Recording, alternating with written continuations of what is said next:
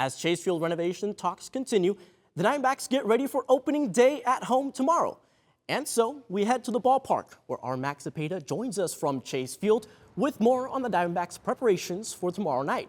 And Max, they kicked things off with a pretty good game against the Chicago Cubs. Yeah, absolutely. Will be a spectacular game tomorrow night, Andres, and two very good teams who have aspirations at the postseason between the Arizona Diamondbacks and Chicago Cubs, and more importantly, both having star acquisitions made over the course of this past offseason, with the Cubs acquiring, of course, Kyle Tucker, the all-star outfielder, in a blockbuster trade from the Houston Astros, and then, of course, for the Diamondbacks, Corbin Burnes, with a 6-year, $210 million contract he signed over the offseason.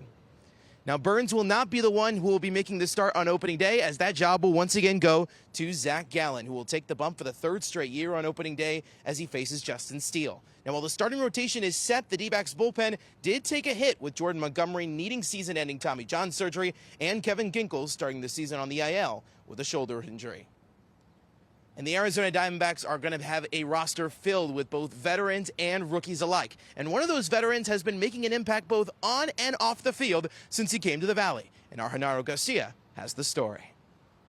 11-year veteran Eugenio Suarez has been the Diamondbacks' primary third baseman since they signed him back in November of 2023. Along with posting a batting average of .256 and smashing 30 home runs in his first year for the Snakes, Suarez's role on the team extends beyond the average player. Suarez knows who he is and who he needs to be for this team, the guy that everybody can look up to. You know, it's a lot of young guys that look at me as a model, but my energy, my happiness is, I think it does talking more than everything else. So that's kind of my role here. Instead of separating fun from work, Suarez brings fun to work, contributing to a much looser vibe that players like Jose Herrera, who made his MLB debut less than 3 years ago, seem to feel. Having Gino around, his energy and his experience that he brings to the team is something that we're grateful for, and it's fun to play around him.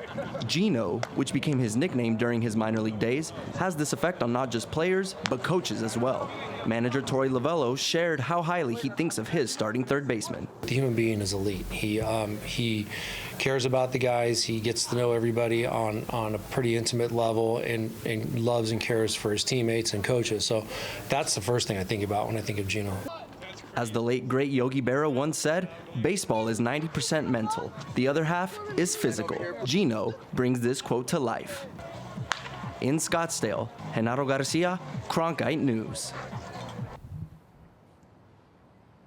Thanks so much, Genaro. And Suarez and the rest of the Diamondbacks will be prepared tomorrow night at 7 p.m. when they take on those very Chicago Cubs to kick off the 2025 season. Reporting from Chase Field, I'm Max Cepeda for Cronkite News. Andres, back to you in the studio.